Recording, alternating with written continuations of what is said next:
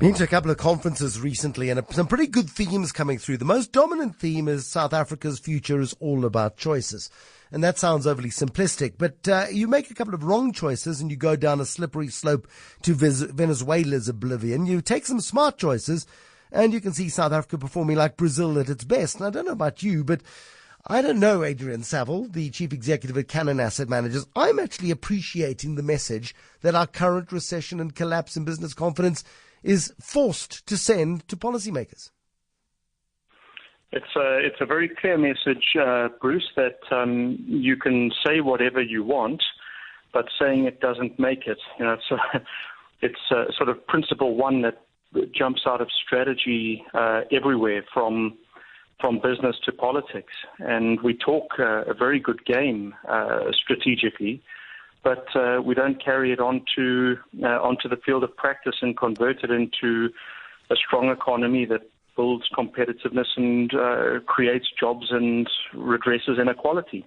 Now, I saw an interview today with Tim Geithner, former New York Fed governor, reflecting on decisions he took when he was governor of the New York Fed to allow Lehman Brothers to crash, and how very often policymakers have to take the most unbelievable, really hard short-term decisions for long-term gain. Until South Africa is prepared to do that, do we run the risk of becoming Venezuela Mark II?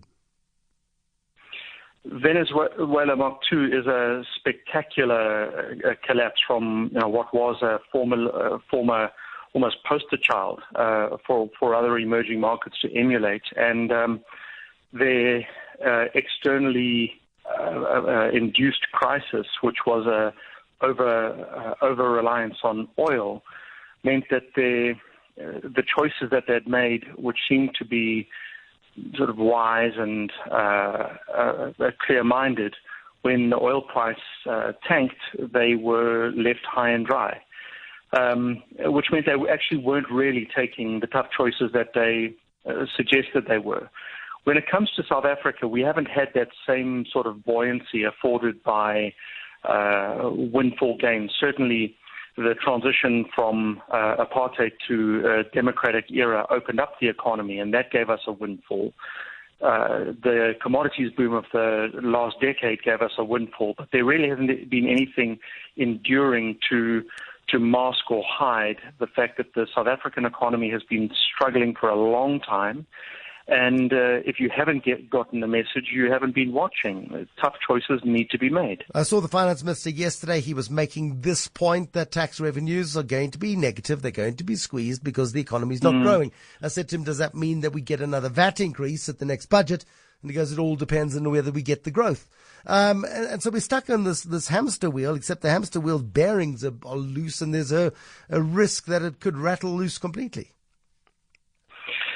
Yeah, here, and we were speaking about this last week, I think South Africa sits with two immediate opportunities. The one takes the shape of bolstering investor confidence and unlocking a vault of cash, especially cash sitting on corporate balance sheets.